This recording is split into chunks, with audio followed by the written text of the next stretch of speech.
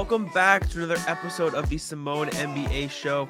I'm here recording on October 19th, the day after NBA opening night. I'm actually watching the Timberwolves Thunder game on the side monitor. I'm paying attention mainly to Pelicans Nets. That's what I'm interested in. But anyways, I'm your host, Jack Simone. You can find me on Twitter at Jack Simone NBA. You can follow Heavy, the sponsors of this podcast, on Twitter at Heavy on Sports. And you can find all of their other links on the side of the screen on the YouTube channel, the video, I should say, which you should be subscribed to. It's just Heavy on YouTube. Heavy. Had to struggle there to make sure I didn't misspell Heavy. But subscribe there. Catch all of our podcasts. The Celtics Collective, Off the Bench, Matt Lombardo Show. All great podcasts, great line, NBA, NFL. You can get it all there. But this episode of the Simone NBA Show, I have a couple great guests. I have Brady Hawk of Five Reasons Sports, to talk some Miami Heat, and Harrison Faigen of SB Nation to talk Lakers later on in the show. Right now, I just wanted to touch briefly on opening night while I'm here. We talked Lakers opening night a little bit with Harrison, so I'll steer clear of that for the most part, outside of saying that the Warriors looked revved up and ready to go. I mean, talk about reigning champs. They were everything you wanted to see from the Warriors and then some. They look great, so I'm looking forward to watching them compete for a title again. But Celtics 76ers was a very fun game as well. James Harden looked like he's ready to go for the upcoming year. Drew 3 fouls on 3-pointers in the first quarter alone. But the Celtics kind of dominated in the second half. They got off to a good start, then went slow and went cold. The Sixers took over. Then it kind of flattened out. But the second half, the Celtics kind of said, okay, we came out of the East last year for a reason, and this is that reason. Jason Tatum, Jaylen Brown combining for 70 points, 35 apiece. Malcolm Brogdon and Grant Williams combining for 31 off the bench. Even Al Horford got into foul trouble, and they were forced to throw in Noah Vonleh and Joel Embiid, and he held his own. And that's all you can ask for from Vonleh, but for the Sixers, they look pretty good as well. The big highlight of the game was the scuffle between Marcus Smart and Joel Embiid. My take, you can take into account that I'm a Boston guy, green tinted glasses at times, I suppose, but it looked kind of dirty from Embiid. He's not a dirty player, but snatching Marcus's arm and throwing him to the ground, he could have seriously hurt his arm. And on the flip side, Marcus grabbed at his ankle. It was worthy of a tech. I think Jaylen Brown, Joel Embiid, and Marcus Smart should have all picked up techs in that scenario instead of just Marcus. But a little bit of flop from Joel on that one. Grant Williams said it was a FIFA type move. It is what it is. It's not going to matter in the grand scheme of things, but that was the story, I guess, or the big thing coming out of that game. Outside of that, Sixers look solid. Tyrese Maxey got off to a slow start, but he picked things up in the second half of the game. He got hot, found his rhythm. Joel Embiid looked all right. Maybe you want to see him be a bit more aggressive in the game. I mean, he finished with a double-double with, I think, 15 rebounds, so you can't really complain too much, but maybe you wanted to see him go at the Celtics a little more. And like I said, James Harden played great for a season opener. He looks phenomenal. And then for the Lakers-Warriors game, I didn't watch that one quite as closely because I was getting some work done, but the Lakers look like they're going to struggle with depth. Matt Ryan, like I said, a Boston guy, it was fun to see him get some minutes off the bench there. He looked solid. They were running a lot of offense through him, though, which I talk about with Harrison. LeBron looked good. Maybe too many threes for my liking. Westbrook looked a little off. I think they need to cut ties and trade him. Again, like I said, I'll save the Lakers talk for Harrison. And then the Warriors, I mean, there's not really much else you can ask from Stephen Curry, 33 points in the opener. Steve Kerr and Stephen Curry talking about how they could struggle to find minutes for everybody in that rotation because they have a lot of talented guys, but Steve Kerr is one of the best in the world, so he'll figure it out. And as for games I'm watching now, Herb Jones blocked a KD 3-pointer. That game's not over as I'm recording this, but that's incredible. You don't see KD get his threes blocked too often. Pelicans look fun. Zion smiling after every basket. What else was I watching? I was checking out Raptors Cavs for a little bit. There was another game I had on before that, but I can't remember. Pistons Orlando was on. I was watching Pacers Wizards. I'm jumping around everywhere because NBA.com apparently removed the feature where you can watch multiple at once. So I've been hopping back and forth trying to catch as much as I can. But Zion looks fun. Herb Jones blocked a 3-pointer. D'Lo actually looks pretty good in my opinion from what I've seen so far. And the Thunder cannot shoot. Those are my takeaways. And Christian Coloco on the Raptors actually looked really good. He's a long dude. Yeah, that's what I got for you. Coloco is long. Herb Jones blocked a 3, and Zion is smiling. I'm happy he's back. But anyways, I'll let this lead right in. We're going to start with the Heat talk with Brady Hawk of 5 Reasons Sports, and then Harrison will get into that interview at the end. So yeah, enjoy the Heat and the Lakers talk. And I'm just very glad NBA basketball is back. But I'll throw it over to my chat with Brady. I'd like to welcome to the show Brady Hawk, lead Miami Heat writer for 5 Reasons Sports. How you doing today, Brady? Doing good. Yeah, thanks for having me on.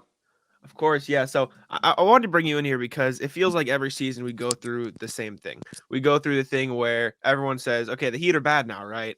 And then the Heat aren't as bad as everyone decides Yeah. that they are. And this season, the kind of reasoning behind that is they lost PJ Tucker. He was a big part of their defense and a big part of their offense on the corner threes and the floaters. What do you think fans can expect from the Heat now that essentially the entire national media is against them for seemingly the 5th straight year? Well, I mean, they're prepared for this. I feel like you were just saying, like they're so used to going into seasons with kind of low expectations. Nobody expected them to get a 1 seed last year. Nobody was really expecting them to get to the Eastern Conference Finals and one shot away from the NBA Finals. And now you're seeing a guy in PJ Tucker who was not being put on a pedestal last year when he was with Miami at all. Like when you think about this, Yeah. we were talking about things he was doing, and he was really great defensively. The things he was doing and the switching he was doing, the ability to box out, and there were so many minor things he was doing well, but nobody ever really put that up on a pedestal when he was with Miami. They lose PJ Tucker, and now they're going from a 1 seed to a play-in team. So that's this type of stuff that we kind of see, I guess. When I think about the differences, I guess now that they lose PJ Tucker, like they're losing a little bit of defense. Yes, he's 6'5". I think they could lose a little bit of rebounding along those lines. But the offense is wide open now. They're opening up this entire playbook is what we're going to see. There's more versatility, more movement, more opportunities for other guys like Caleb Martin who are emerging. And then now we see there's a PJ Tucker replacement and there's a Caleb Martin replacement. You guys like Jamal Cain down the line. So they just always do this. I don't understand why there's the surprise factor in the national media because they just do it every year. But they do it to themselves because they just try to like lower expectations, I guess, heading in. Exactly. I couldn't agree more. I mean, it's crazy how repetitive it is because you hear it every season. Everyone sleeps on the Heat, and they're always ending up in that top 4 in the Eastern Conference. And I'm glad you mentioned guys like Jamal Cain and Duncan Robinson and Caleb Martin, excuse me, because the big question is now turned to what is the starting lineup going to be, and we don't exactly know. And Yurtsevin and Oladipo are going to be injured on opening night against the Bulls. But by the way, we're recording this on Wednesday, October 19th, so the Heat haven't played yet when we're recording this. So if something's happened, we don't know about it yet. But who is going to fill in for PJ Tucker is the big question. Jimmy Butler said he doesn't plan on playing the power forward, so you have to assume it's going to be somebody else in there. Is that going to be Caleb Martin? Is that going to be Duncan Robinson? And then Jimmy ends up playing the 4 and defending 4s. Do you trust the rookie Nikola Jovic? Who do you see as the ideal 4, or do you kind of see it as more matchup based on who they're playing? Yeah, I'll say earlier in the offseason, I was really skeptical about the Caleb Martin thing at the 4. One of the reasons is the numbers. I don't go heavily into stats, but the numbers were not favoring the Jimmy, Bam, Caleb front court at all. Like the offensive stuff, even the defensive stuff was a little weird. Like the numbers just did not say it would work. But seeing, I guess, starting from training camp into that scrimmage, and I know the scrimmage, there was no defense or anything being played, but watching what Caleb was able to do, his jumper is totally different. Like it's so much smoother. His handle's better. Like he's getting into little step backs on the wing. Like there's enough there to work with where you're saying, okay, there's enough spacing to make people pay. Where I think it is Caleb Martin. And I feel comfortable now along the lines that I think we are all pretty comfortable saying that Tyler Hero is going to be the starting shooting guard. There's enough creation in the starting lineup. You don't need a lot from your 4 there because you have the other 4 guys to create. You don't need a creation guy in Caleb Martin. You just need him to do the things that he can do. And what we've seen he can do is, even though he's going to be kind of in the mold of PJ Tucker of placements, he's not playing the role of PJ Tucker because he's going to rise up to the wing. He's going to be cutting off the ball. Like the other night against the Pelicans in the preseason, they put Zion Williamson on him. He started driving to the rim and making Zion move a little bit. So I'm pretty comfortable, I guess, on the offensive side of the ball after what we've seen.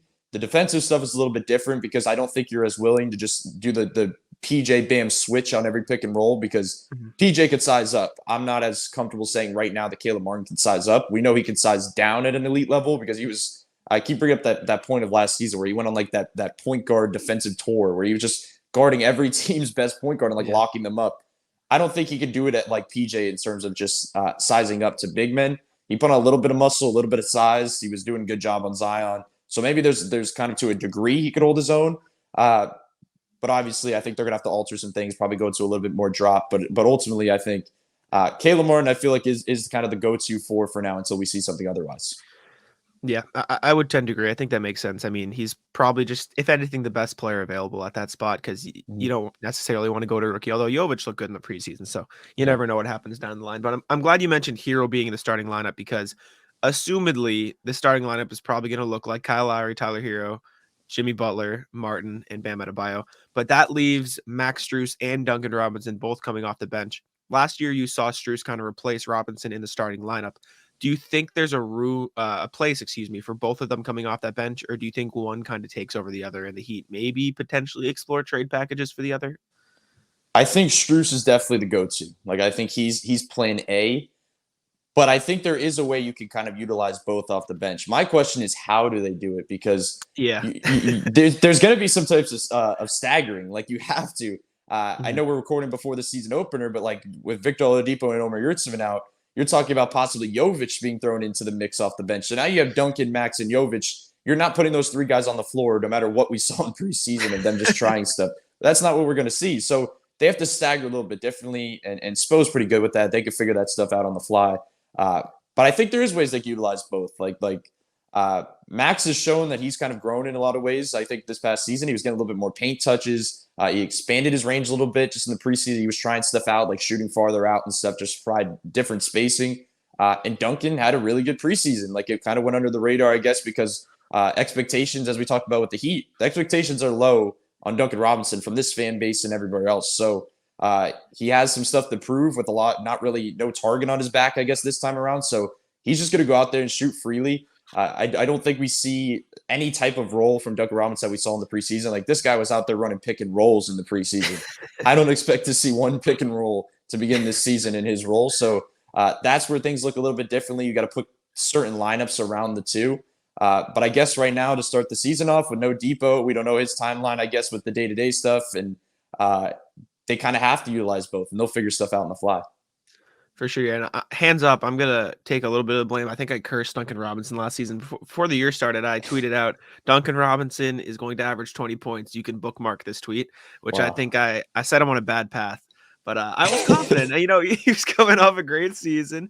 It looked like the Heat offense needed a little bit of a boost, and he was just going to be out there shooting threes and working on his game. But it didn't work out. Max Strus kind of took over, and the rest is history. And people still bring that up. People still show me that tweet, and I just kind of have to put my hands up. But unfortunate to say the least. But you mentioned Jamal Cain. We talked about Nikola Jovic, another guy, Haywood Highsmith. With Yurtseven out tonight against the Bulls. Again, we have not seen the game yet. We're recording Yeah. before that, and you guys are hearing this after that. But do you expect any of those three guys to get, I don't want to say significant minutes, but like you said, some of them are going to have to play. Who are you most comfortable throwing out on the floor? You can talk about lineups or whatever, but just out of those three guys, Kane, Highsmith, Jovic, who do you think is the most NBA ready right now? It's funny because I don't think many people would think this is the answer, but I've kind of leaned toward this answer, and I think it's Jovic. Like he wouldn't be the prototypical guy you'd look at those three and say he's the most ready because Yeah. he's 19 years old and he has the least amount of playing time, I guess, And among hasn't graduated high school. has not graduated high school. Like there's just so many elements here where you wouldn't think he'd be ready, but I believe he is. Like I feel like there's stuff there that he's kind of as Eric Spoelstra says, he's a gamer. Like he just goes out there Yeah. where the game starts. I think Haslett was talking the other day about he calls him 7:30 because he doesn't know what's going on in practice, but once he gets to the game, he just knows everything that's going on. That's what I think of with him. Like I think they can throw him into action, and he just knows what's going on. He's a lot better defensively than I expected in terms of just defensive placements off the ball. He could figure things out like that. And if you're, once again, we're recorded before this game, but without Victor Oladipo, you're losing a little bit of playmaking and creation. Among those three that you just named, I feel like there's more to explore, I guess, with Jovic to kind of just figure out stuff playmaking wise, running certain stuff through him, and obviously, hopefully, playing him next to Bam a little bit because I feel like that's the we saw that lineup, the starting lineup with Jovic instead of Caleb, and that lineup was really good as well. So there's more to explore there. There's a higher ceiling, I guess, there. But the funny thing is, I just don't think there's that much lower of a floor either when you put him out there, like of what we've seen. I think there's limitations to Haywood, even though there's a little bit more trust there because he's been here longer. And Jamal Cain's kind of in the same bracket there. But I'd probably lean Jovic right now because, especially in the long run, I don't see a reason why you wouldn't just want to throw him out there and see what he looks like. For sure, yeah. It's sort of uncharted territory for the Heat because they usually pick up undrafted guys, and Jovic was a first-round pick. Yeah. So they're upgrading the talent pool, I guess, a little bit. But speaking of undrafted guys, this is sort of off the beaten path. It's not a narrative or anything. It's just a personal question for me from what I saw in the playoffs last year. Obviously, Kyle Lowry came back. We'll start with this, actually. Kyle Lowry revamped his body, I guess you could say, in the offseason. We all saw the pictures. How is he looking so far? Because I know you're at training camp. Is he looking like a new version of Kyle Lowry? Like, does he look noticeably better than the playoffs last year so far? I would say so. I mean, everybody makes the jokes and says if any player that comes out after an offseason puts on 10 pounds of muscle. So I don't know how we really judge that. I feel like the real judging is going to come in the game just to see how he's moving, the shots he's taking. Like, I'm going to be honest, the in shape stuff, I feel like for me personally was kind of just taken out of it was kind of just overblown a little bit because I just don't think that was the main reason of why it kind of fell off in the postseason. I feel like a lot of it was just things that happened throughout the season and kind of leading to that point. I think the more important thing is inside of his game. Yes, he's a great playmaker and he was kind of playing really well at the beginning of the season, but it's more about taking those pull-ups when they're available, because if he's taking those immediate pull-ups and not letting defenders just go under on him on every screen and just kind of flattening out every pick and roll, everything looks different and kind of changes the offense for him and everybody else. So I think it's a plus if he's in shape, in his own shape, because I know he mentioned not hearing the words of Pat Riley. He just did it for himself. But either way, it's just it's good to see him in shape and just being able to, I guess, take over this Heat offense in a different way, because it's going to be much different the last season now that there's more usage being spread around. There's going to be ball in the hands of Bam a lot more. Tyler's taking up a ton of usage. You still have Jimmy Butler on the court. It's a different role for him. So it's just more about, I guess, what we see, to start the season. So off of that, I wanted to ask you, obviously injuries and wear and tear played a part by the end of the offseason, the playoffs last year, but we did see kind of Gabe Vincent step into those minutes. Tyler Hero was out, but I assume if he was healthy, you'd kind of see him take over some of those point guard minutes.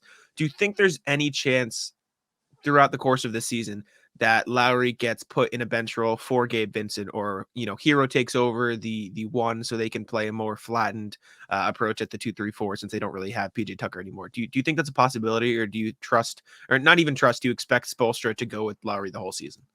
I think it's definitely Lowry the whole season. I don't know if they'll try that out, especially the Tyler thing. I think they tried out him with the starting point guard and it just didn't go too well. I think now he's in a defined role and they kind of figured out what he is.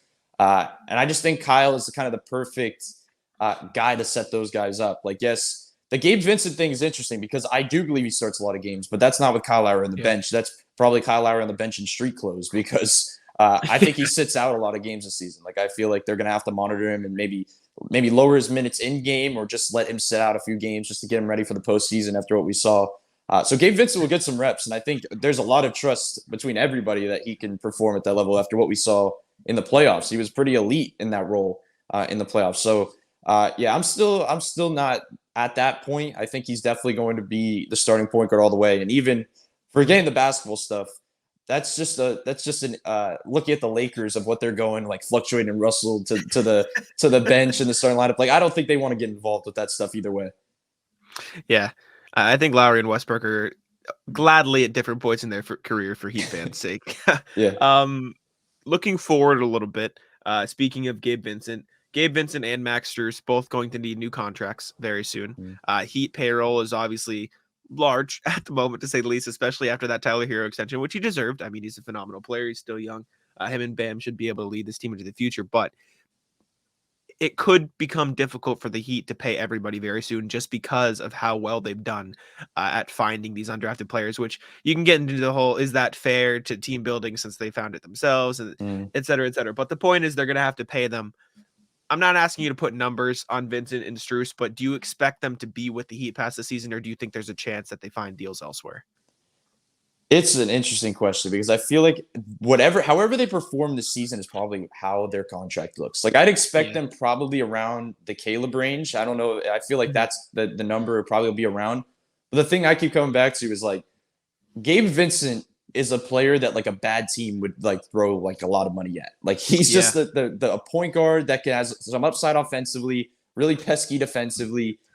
Is not like kind of one-dimensional. Like, he has different dimensions to his game that, like, there's certain teams out there that would throw money at him. So that's where it gets intriguing because this ties back to Miami and what they do at the deadline. Is Duncan still on the roster? Is Dedmon still on the roster? What trades do they facilitate? So a lot of this comes in different ways. So I don't know. It's not the reason I say, because the max thing is a little bit different because we just saw what happened when they paid a shooter and everybody's reaction to it. But the number will be a lot different than what they threw Duncan. Like, obviously, like it's gonna be a lot less than what they gave Duncan. So I think there's a little bit more willingness there. But both of them kind of decide their own fate in their contracts, I believe, because however they perform this season, both off the bench, both have, I guess, opportunities to step into the starting lineup at times with both Jimmy and Kyle taking games off.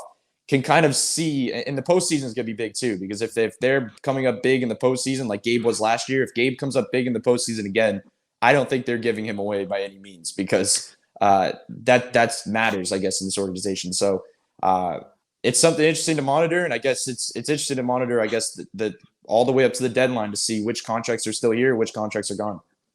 For sure. And there's a lot of teams with cap space next summer.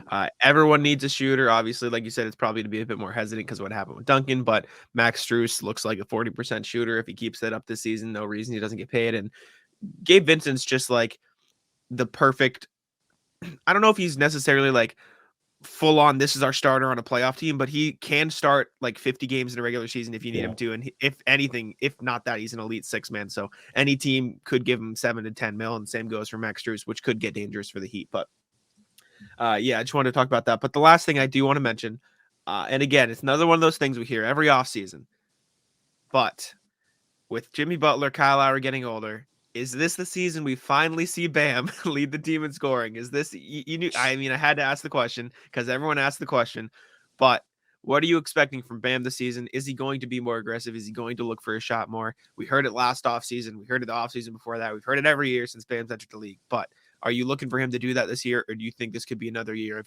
maybe Tyler Hero takes over that role because he's in the starting lineup? Jimmy Butler takes a step back in the regular season. What are you expecting from Bam? Yeah, I wouldn't expect it to be like a leading scorer. I think Tyler's the leading scorer this season. I feel like it could be clumped together, but ideally, I think that's what we see. But if Bam is the leading scorer on this team, we are having very different conversations heading into the playoffs. Like, that's all I'll say. Like, we are having totally different conversations about this team if he's being that aggressive. I know he said the 18 field goal attempts, and that is not something I'm expecting anything close to. I keep saying close to the 15 range, but hey, if he wants to push it, I think everybody's fine with that. But it's more about, I know the 3-point shooting stuff gets lost in it as well. Everybody kind of gets excited with that stuff, but I want to see him consistently, one, get to the rim, two, the mid-range. I feel like the mid-range is important for him. We saw it a lot in this preseason as well, his willingness to just hit it at the free throw line in the inner wing, just be able to kind of jab and then take that jumper. That's his game. Like, that is totally his game.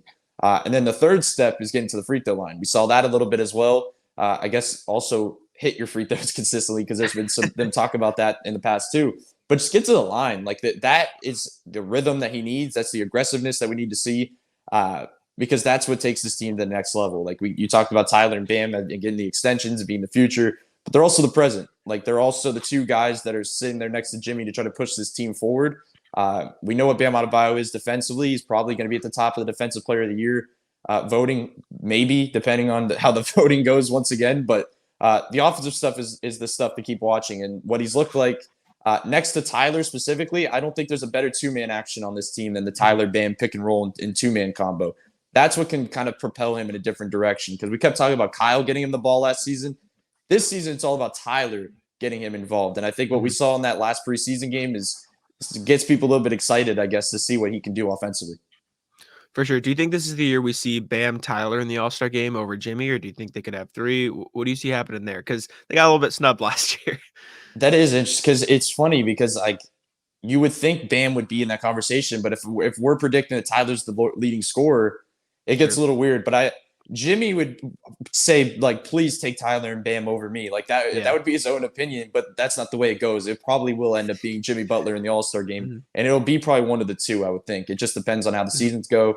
Depends on who's getting more hype. Is it more about, is Bam getting defensive hype and getting on these things, or is it Tyler with his scoring? It's all about, I guess, the national perception at that time. For sure. And then my last question, I promise, before I let you go, where do you see Miami finishing the East? You don't have to go too in depth. Just, I know they finished 1 seed last year. Some people are predicting a drop off. Where do you see them finishing in the East this year? I say that I keep thinking they're just around 3. That's kind of where Okay. I see it. I think there's a little bit of a drop off. I think Boston obviously looked really good last night. Mhm. I think Philly could be a really good regular season team, even though I don't Yep. trust them in the playoffs at all. Like Nope. people that are hyping them up, I think they can end up being the first seed, and then they'll be a second round exit once again. Like that's kind of how I see that team kind of being schemed out. And then obviously, yeah, Milwaukee up there as well. But I think Miami's around that 3 seed. I think the stuff about them falling to the 5-6 range is just it's a little wild to me after just projection wise. I think they're still going to be top 5 to top 7 defense, and Mhm. you just need them to be good enough offensively. And what we've seen so far, it feels like they can be. So a lot is going to be on Tyler and Bam, like we were just talking about. But they're the reasons that what'll push them to be a good regular season team because we're so like used to seeing what Jimmy Butler is in the playoffs because we're just coming off of it. Jimmy Butler in the playoffs is not what we're going to see over the next few months. Jimmy's going to coast. He's going to be coasting Mhm. a little bit, letting Tyler and Bam do stuff. So Tyler and Bam are going to be the decision makers on where this team lands in the regular season. For sure. I think I had them at 4 in my rankings behind the 3 teams you mentioned. Mm. But you never know. Maybe the Bucks take a day off in the regular season, or maybe the Celtics have some drama. Philly does whatever Philly does. I don't know what happens over Yeah. there. But yeah, I don't think the play-in predictions are very fair to the Heat. But anyways, that's all I got for today. I appreciate your time. Thank you for joining me, Brady Hawk of 5 Reasons Sports, Twitter, Brady Hawk 305. Did I get that right? Yes. Got it. Perfect. But yeah, anything else you wanted to say? Tell everybody where to find your stuff. I like to let the guests say it because I always mess it up. So, yeah, You got it. At Brady Hawk 305 on Twitter, 5 Reasons Sports, and that's pretty much it. perfect. Yeah, well, thank you for joining me. I appreciate it, and yeah, looking forward to watching the Heat play this season. It is my pleasure to welcome Harrison Faigen to the show, editorial manager of SB Nation NBA podcast for Lakers SB Nation as well, Silver Screen and Roll. Thank you for joining me today, Harrison. How you doing? Thank you for having me, Jack. I'm doing all right. I was expecting the Lakers to win last night. I had in my head this idea of like a ring night hangover for the Warriors. Lakers get surprising, win on opening night. They're nice and motivated, but not everything's not always going to go your way. Not exactly what happened. Not exactly. Warriors came out hot, No, so no, I would say not. I think I tweeted after the first quarter that this team looks like they were playing hard. It's a competitive game. This is a nice change, and then they just the Warriors started hitting threes, and it mhm. got a lot less close. Yep, as someone who watched their hometown team play the Warriors in the finals, that is what they do. They do that a lot of times. Yes, yes. Every people forget that about the Warriors. They have a lot of 3-point shooters. It's They just do. They do shoot a lot of threes. It was rough. I mean, I guess you kind of have to take it with a grain of salt because that is probably the best team in the league right now, at least one of the top 3. yeah, yeah. So it's tough, and they hung in there somewhat. I mean, would they end up losing by 9, something like that, 13 around Yeah, that it was. range? I mean, they had one of their 2021-22 Lakers patented fake comebacks at the Yeah, end, yeah, where yeah. it's like, hey, we're gonna kind of go on a run now that this team stopped caring, make the game a little more respectable. Uh-huh. But yeah, it never really felt like it was in doubt. Every time the Lakers hit a three to bring it, I think anywhere near closer, the Warriors would generally answer. Yeah, it was tough. I mean, depth kind of came into play again for the Lakers. You had the top 3. LeBron played well. AD played all right. Westbrook put up his points, and then off the bench was really the only other source of scoring they had. And if you're watching on YouTube, which you should be, shameless plug there, but you'll see on the screen I have pictures of all the Lakers players. And actually, the 8 Lakers players on the screen right now were the Lakers' top 8 in their opening night performance against the Warriors. You've got LeBron James, Anthony Davis, Westbrook, as you'd expect, Patrick Beverly, Austin Reeves, as you'd expect, then Kendrick Nunn, Matt Ryan, and Juan Toscano Anderson. Matt Ryan obviously being the somewhat surprising factor there, and they're missing Dennis Schroeder and Thomas Bryant, so that has to be accounted for as well. But lack of big men here, a lack of scorers here. I also forgot Lonnie Walker, I'm now realizing. And the reason for that is because I couldn't find a clear picture of Lonnie Walker in a Lakers jersey on Google. I mean, he But only did play a couple preseason games because he had yeah, like a little bit of an injury. So yeah, I uh-huh. think, and also he's not photographer's priority number one. For sure. Exactly. But if this is the Lakers pseudo top 8, obviously accounting for Lonnie Walker, because I forgot his picture, and Thomas Bryant, Dennis Schroeder, what are you looking at to be the backbone behind LeBron, AD, and Westbrook this season? Or LeBron and AD, we'll leave it there for now. Yeah. No, I get what you're saying. I think, last night sort of was surprised. Like, you have Matt Ryan on the graphic. I'm assuming that was originally a joke because you're a Celtics fan. And then it turned out he was like plan A for the Lakers to try and get some Yeah. shooting on the floor, which is, something of a commentary on their injuries, but also a little horrifying that the team evidently was shooting that horribly in like workouts that not only was Matt Ryan in, the top 8, top 10 last night as far as the rotation, but you had Darvin Ham like openly arguing in the media for him to make the team. Like, after he hit like six threes against the Warriors in the preseason, he's like, I think he just earned himself a roster spot. Their next pregame, Darvin's like talking about, like, I'm really hoping that we can keep him around for the season. And it's like, oh no, this is, Matt, again, all respect to Matt Ryan, who is an incredible shooter. When he gets going, it is, automatic. But he leaves a little bit to be desired in like almost every other area of the game. And it's just like, it's a little surprising that he is sort of like, I sort of get it in that I think they're trying to experiment with like, okay, if we can just get some shooting on the floor, can we make this offense feasible? Is it worth making a trade to acquire some more? How can we kind of, best project what it would look like if we had like NBA level shooting around our star players? And Matt Ryan is the closest thing the Lakers have to that. But yeah, I mean, I think it's going to be kind of rough at the beginning because not only do they have like a brutal opening stretch as far as like their first 7 games, the only one where they're probably going to be favored, I'd imagine, is against the Blazers. And even there, like, the Blazers are expected to be around the level of the Lakers, I think, by most pundits this year. And so that's not a gimme by any means. And this team's still very much figuring out their rotation. So this is a long way of kind of ducking your question, but I don't really know what the answer is going to be because, like, they still have Troy Brown Jr., who, was expected to be a member of the rotation. Dennis Schroeder, obviously a guy that probably expects to play minutes. So, they still have some guys, Thomas Bryant, who didn't look that great in the preseason and may not have had a major rotation role, but now he's out too. And so they do have this kind of weird situation where they're kind of like small at every single position, and I'm not really sure that they figured out what their best lineups are right now. Yeah, for sure. And it's not like Matt Ryan was like, oh, 5 minutes, let's get him hot. He played 17 minutes off the bench. No, it was not like, that was not garbage time. That was not like, we're just gonna, exactly like you're saying, like, where it's like, hey, let's just like get a shooter in here at the end of the half, see if we can kind of get hot, hit some threes, whatever, get this thing closer. No, he was one of the first subs. It was crazy. He was there. In terms of minutes, he was their 7th man. He played more than Austin Reeves, which is like not what you would expect from Lakers. And I mean, like you said, as a guy from Boston who watched him in the preseason and training camp, like, he's fun. He's a fun story. Rooting for him. It was just didn't expect him impossible to be that. Not to root for the guy who was an a Postmates driver / like graveyard, like cemetery upkeep cleaner, who is now like while staying in shape to like get in that. Like, I'm rooting for him. I hope he's amazing and like has is able to carve out a career for himself here. But yeah, it was just a little surprising to see him as like like plan A is we're hoping Matt Ryan hits some threes. It was a bit jarring, I guess is the word for it. But I mean, if he does get hot, then he's a good piece to have off the bench. Maybe you want to invest a little bit more into like Cole Swider or one of those rookies. But yeah, Swider was pretty bad and appeared to get in his head over the course of the preseason. So I think he may kind of like, he's waiting for, like a Matt Ryan cold snap to get another look, I would imagine. Yeah, that's what you got to be waiting for the rookie. But Patrick Beverley didn't play well. Lonnie Walker didn't play well, or at least shooting wise. Matt Ryan even shot, I think, 1 of 3 from 3, so he didn't end up having a great shooting game. Kendrick Nunn was really their only source of scoring outside of the big 3. And that was the concern last year because they traded away all their depth for Westbrook, and that's going to be the concern this year again. It's just that I said this earlier this offseason.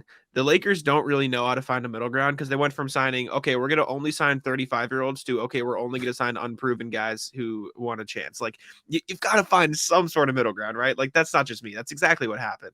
Well, and in the backcourt, they're like, we are only signing combo guards, certified bucket, real hooper guys. It's just like, we are going to double that. We have decided that the new money ball in the NBA is just like combo guards. We got Lonnie, we got Patrick Beverley, Russ, Kendrick Nunn. You know, I'm probably forgetting someone off the top of my head right now. Dennis, obviously. And it's just like they have all these guys who are sort of not positionless in the way that we use it as a compliment, but positionless in the way where like they can almost be like the tweener kind of archetype, where they're not really a traditional point guard, not really a, you know, traditional 2-guard scoring threat, floor spacer guy. And it's just, it's kind of a wonky and weird roster. And I think, you know, sort of like you were saying earlier, I think the team is better than they showed last night. The Warriors are really good. I think the Lakers are going to figure out their rotation. They won't be as bad as they were last night for sure going forward in the season, but it is just kind of like it's a weird roster with all of these kind of smaller guards, and you know, their big men don't really appear like they can play, so they're going to have to play small. But then, you know, you have like Pat Bev and, you know, Lonnie getting shot over like they're folding chairs, and it's not like Dennis Schroeder is exactly going to help that situation. And so, yeah, it's just, it's really going to take some, you know, I think like exemplary coaching from Darvin Ham in his kind of debut season here to figure out what are the lineups that can work, that we can get by, that can, you know, kind of have some advantages in and outscore teams. Yeah, for sure. And excuse my lack of specificity here, but they have plenty of guys who can do things, right? Like Austin Reeves can do a bunch of things. Pat Beverly can do a bunch of things. Like they have guys who can fit into certain places. It's just a matter of, like you said, Darvin Ham finding the right places for the right guys. And that kind of leads me to my next question. I wasn't a huge fan of the starting lineup, and I think part of that was Lonnie because he's not a shooter. And I mean, you really didn't have any shooting next to AD and LeBron last night. Pat Beverly's like historically good shooter, but he didn't shoot it well. And you'd probably rather have some guys who you know are going to be at least somewhat consistent playmakers on offense.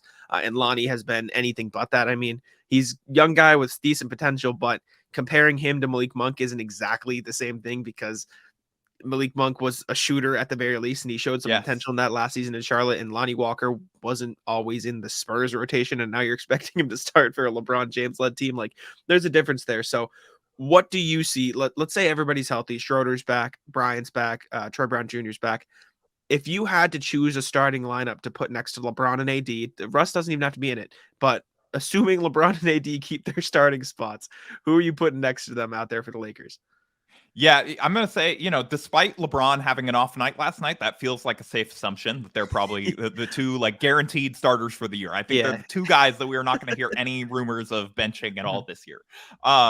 You know, I think outside, so yeah, I was not a huge fan of the starting lineup last night either. I just think that at this point, we've seen enough of the movie with Russ and LeBron, especially. You know, like those are just not two guys that complement each other well. I actually think that Russ and AD, you know, have some things that they could figure out, and, you know, some like ways that they can pair together and play well together.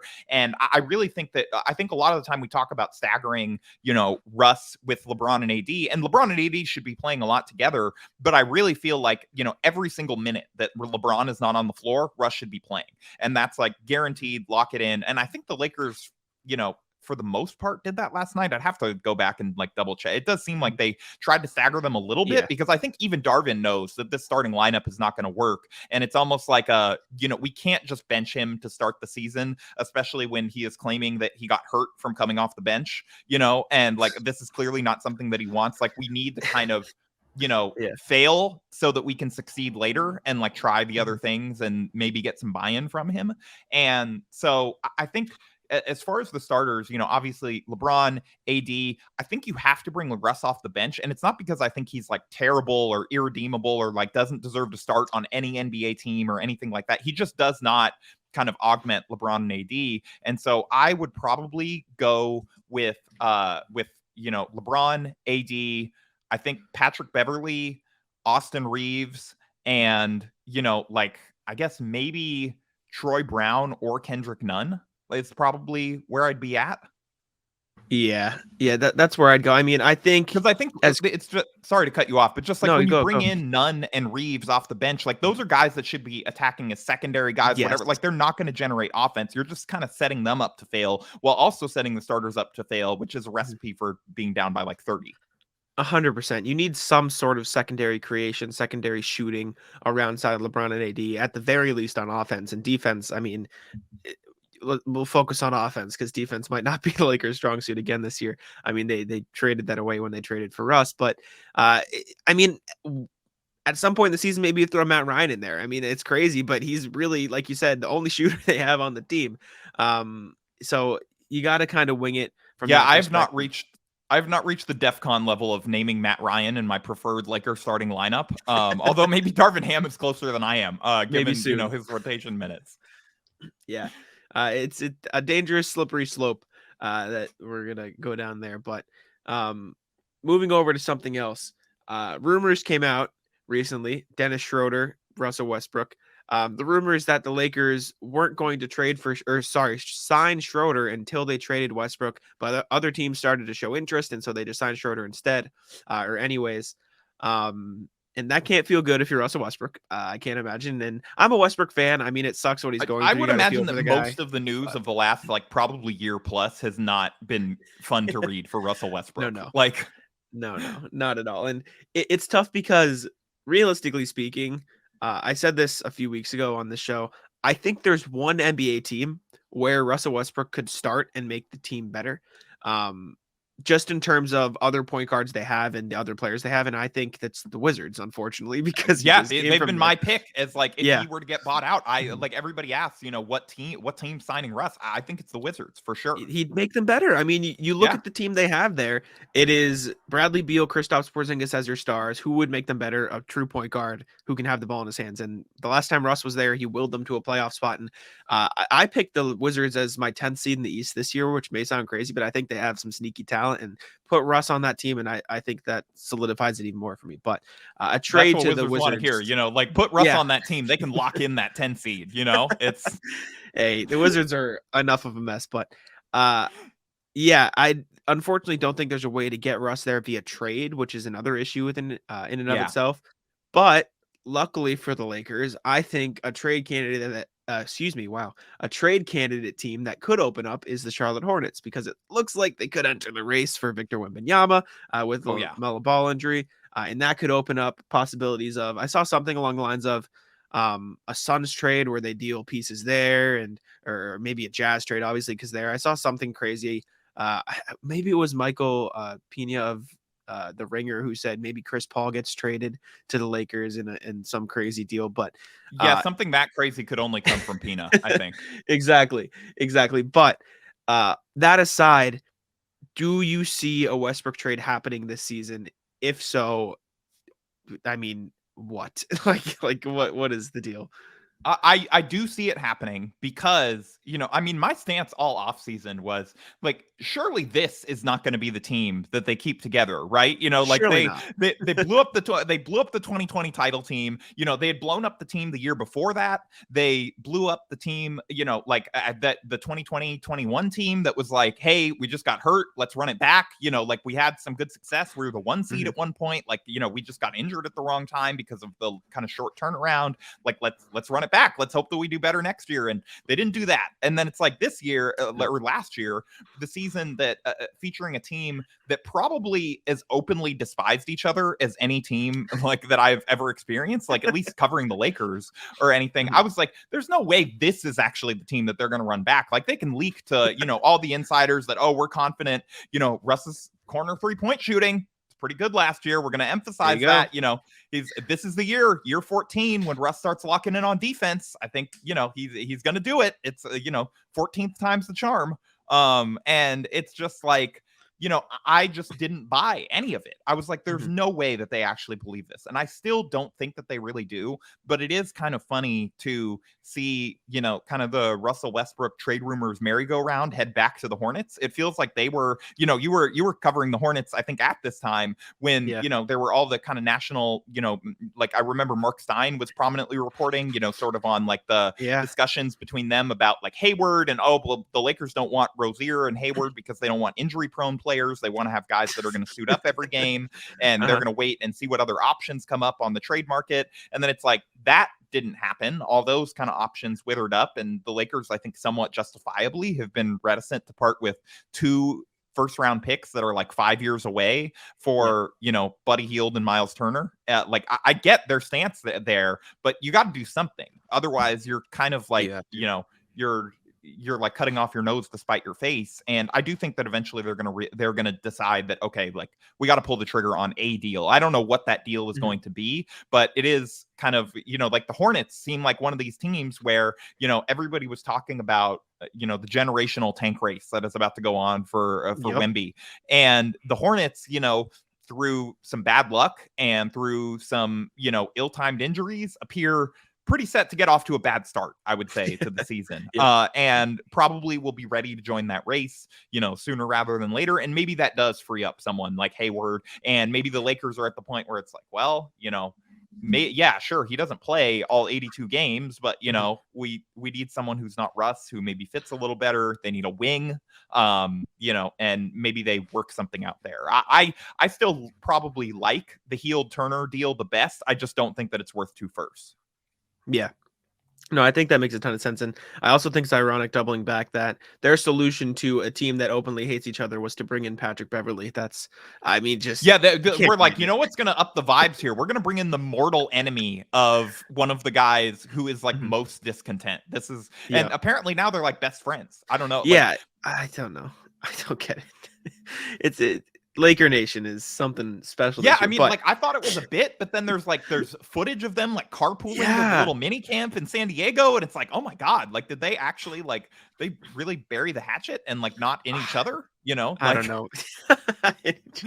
Yeah, man, it's so weird. And like you said, I think the Hornets might be their best option at this point. And I'll ask you this: is there a trade package from Charlotte that you would be willing to give up both firsts for? Whether that's Hayward and Rozier, whether it's maybe, say you don't want Hayward's contract and injury, maybe you get like Kelly Oubre, Rozier, and PJ Washington because Oubre's contract is off the books next year. Like, is there a package there you'd think the Lakers should give up both firsts for?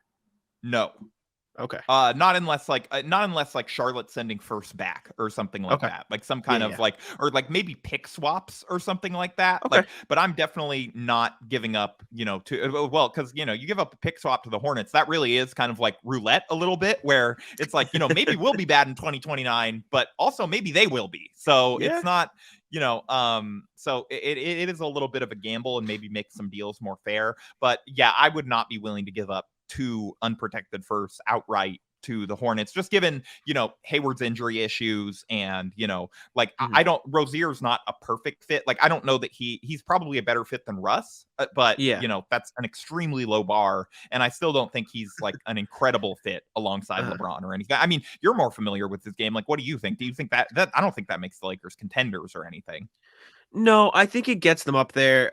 The injury issues is definitely suspect. I think Rozier would fit in the sense that he's a good shooter. He can hit his open shots. He can create off the ball. He can create in lineups without LeBron, but he can also play alongside him, which is something the Lakers don't really have. I think Kelly Oubre would be another good piece for them because he's just a shooter at this point, and that's what they need. But it's definitely tough to part ways with both those picks because the thing is, you essentially know the Lakers are going to be bad in 2029. Like, there's very slim chance the Lakers are like a playoff contender. You don't believe in Kurt Rambis's 5-year plan, or sorry, 7-year plan? Yeah, it's looking shaky for the Lakers to at least. But I'll ask LeBron's still going to be playing then. He's going to be an MVP candidate in 2029. You saw the 50-year-old Father LeBron Time commercial last night. He's going to beat up Jason Momoa and take that crown. Of course. And if you don't know that, then you don't watch basketball. But is there a trade around the league that you think would be possible? Like, obviously you're not getting Bradley Beal or anything crazy, but is there a trade around the league that could become available where you would be comfortable with the Lakers giving up both firsts? It would have to be for a star, which is sort of what, I was comfortable giving up both firsts for Kyrie, as insane as that sounds. And I get it. Like, coming out of my mouth, that is an insane statement, but it's just the talent and fit upgrade was so massive that it was worth taking a swing for the upside this year when, who knows what's going to be going on in 2027 or 2029. You got to try and you can't have a team with this bad of vibes the fan base is like this sick of for a second year in a row. Like, it's damaging to the brand at some point. And you owe it to some degree to LeBron and AD to try and put a team that is going to compete around them. Like, you're wasting your time, you're wasting their time, and so if they had an opportunity to do a deal like that, even with all of the question marks that I think all of us have about Kyrie at this point, I think it is still worthwhile just because the talent and fit upgrade is so massive over anything else that they can swing for right now. Again, like, if Dame were to become available, if like Chris Paul, maybe even, I don't see the Chris Paul one, but you mentioned him, and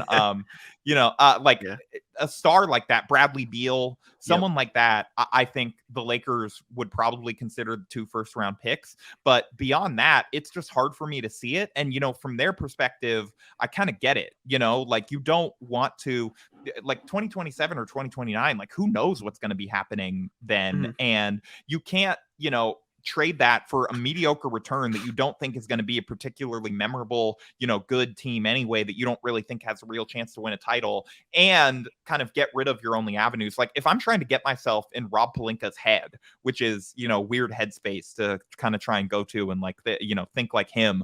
But, if there's one thing that we know about Rob Pelinka, it's that he loves stars. Like, all-stars, former all-stars, any of these guys that have like some level of star pedigree. I think as a former agent, I think that's the kind of client that he obviously gravitated towards. And I think that what we've learned from his era running the Lakers is that's the type of player that he gravitates towards, is like the loud bucket getter star types. And so if I'm trying to think like Rob, then in my head, it's like, well, why am I going to trade this $50 million trade chip that we have, or almost 50? I think Russ is 47 or something this year. Like that, I think it's 47, 49. But why am I trading this $50 million expiring for like a non-star? This is my avenue to absorb a star when they demand out and want to come to the Lakers. And I think, with the package that they ended up ultimately dealing for Russ, I think they tried to do that with Dame. He's talked pretty openly about the LeBron and AD recruiting mission lunch that they went on. And, I think, like, I would imagine that if the Suns had not made the finals in 2021, that like Chris Paul would have been a candidate for that to maybe unite with LeBron and stuff like that. So I think my guess is that they are trying to hold on to that and hold on to those 2 picks so that they have something to realistically bring to the table if some star is to demand out. And I don't necessarily endorse that strategy because I am going to be watching most of this team's games, but I also get it. Like, if you're in charge of the franchises long term and you're looking solely at upside plays.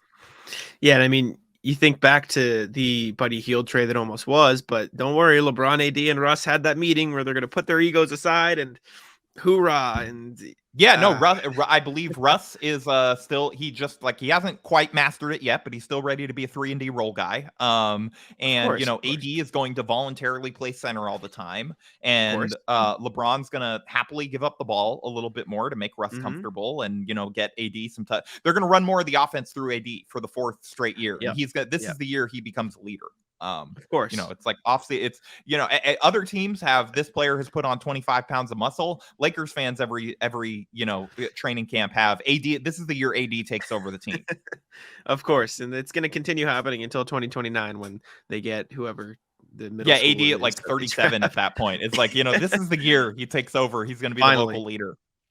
Finally, of course. I mean, I wrote something last year about Russ and how I thought his role should be Javonte Green, because I think he could play that role. I don't think he would ever play that role, but I think that's the role the Lakers need him to play if they want to be successful. But it's just, it looks not great for the Lakers right now. On opening night, again, it's the Warriors, so you have to take it with a grain of salt, but that was not a very fun way for fans to watch the Lakers open their season. No, it was not. I can confirm. And, I stand by my take that it should be illegal for the Warriors to have both Steph and Poole. It's just like, you can't have 2 guys that just like can pull up for 35-foot heat checks. Like, the NBA needs to institute a rule.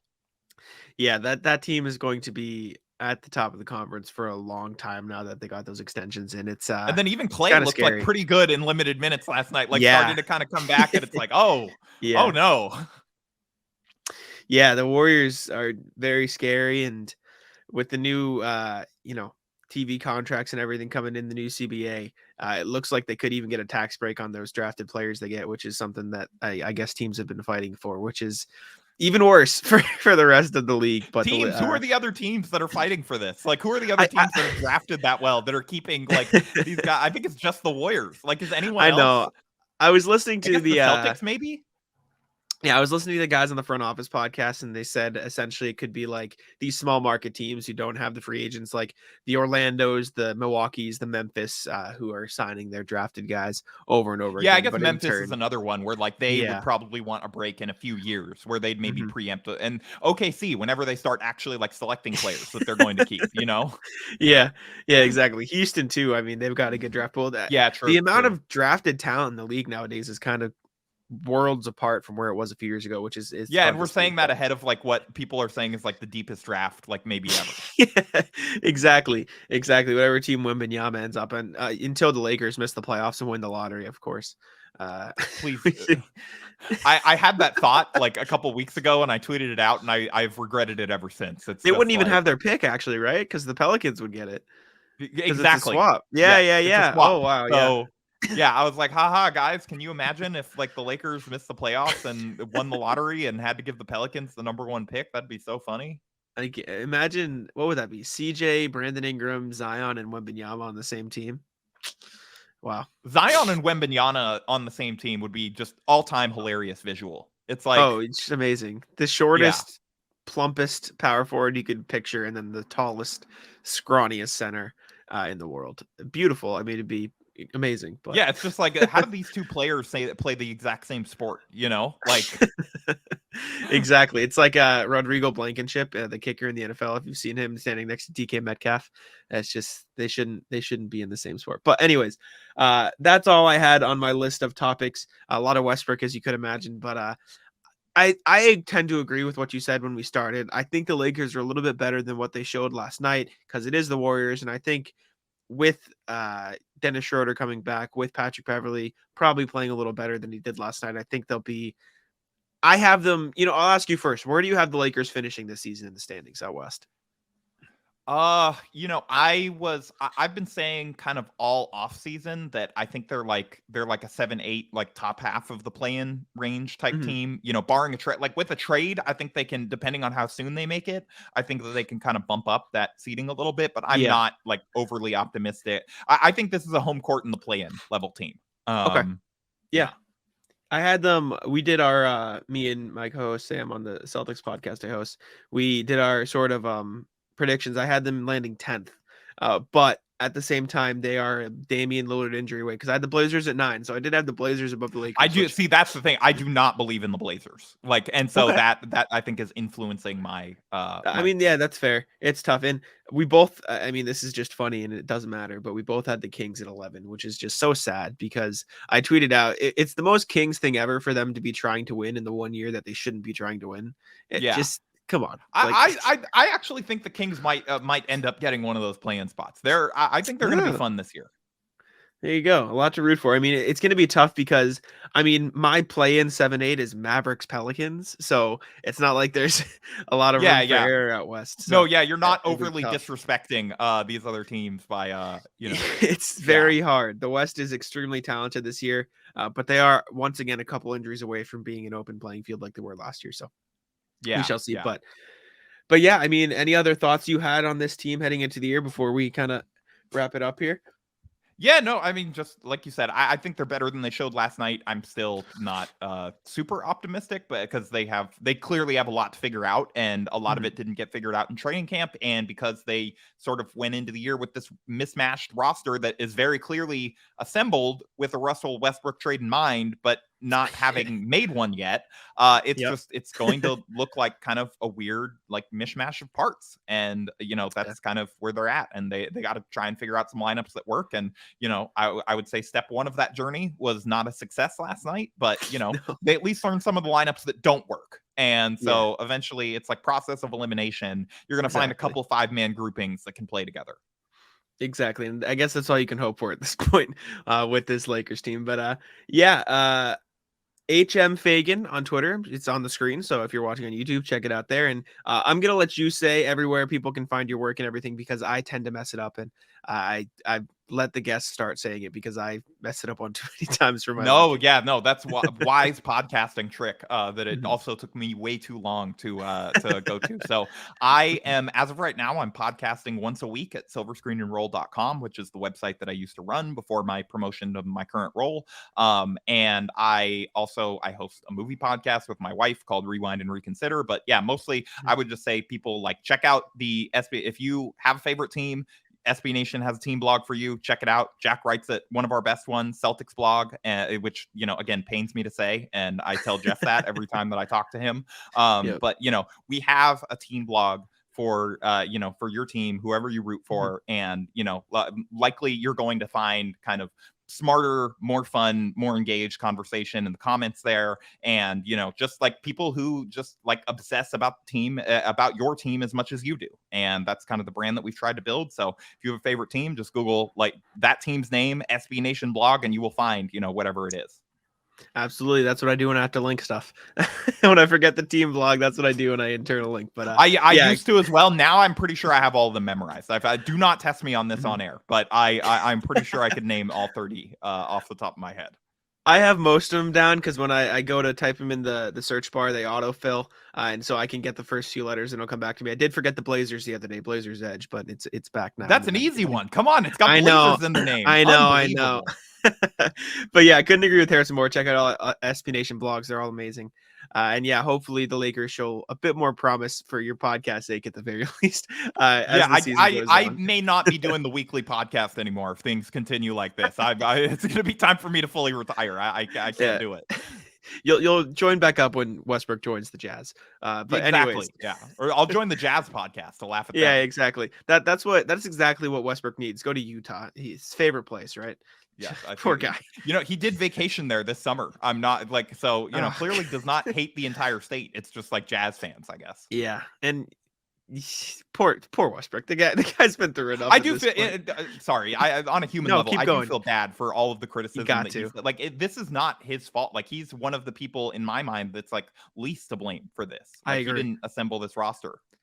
I agree. It's not a good fit for him. That he is Russell Westbrook and has not changed into not being Russell Westbrook. No. And for what it's worth, I still think on a team like the Wizards, he could be a close to all-star version of himself. It's just like it's a matter of there just are not a lot of teams that have a need for that at point guard. Exactly. But he could still play. This is just like maybe the most ill-conceived roster that I can think of to like emphasize his talents. 100%. I couldn't agree more. Anyways, yeah, thank you again for joining me today. I appreciate it, and hope to get you back on the podcast soon. Anytime, man. Thank you again to Brady and Harrison for joining me on the show today. It was great talking to them about the Heat and the Lakers, two teams that I think are have a fair amount of intrigue around them this year. The Lakers probably more so just because, you got a team with LeBron, AD, and Westbrook. It's going to have eyes, but the Heat are a sneaky team. Don't sleep on them either. Like I said at the start of the show, I'm just thrilled that NBA basketball is back. It was somewhat of I don't want to say a long off season, but it was it felt like a while. It felt like a long off season for me. So I'm glad I can watch games again. But yeah, thank you guys so much for tuning in. I appreciate the listenership and the viewership as always. I'm your host, Jack Simone. You can find me on Twitter at Jack Simone NBA. You can follow Heavy on Twitter at Heavy on Sports. And again, find all of their other links on the side of the YouTube video, which if you're not there already, go subscribe to, obviously. Go check that out and check out all their links. But yeah, I appreciate you guys tuning in. See you guys next week. Peace out.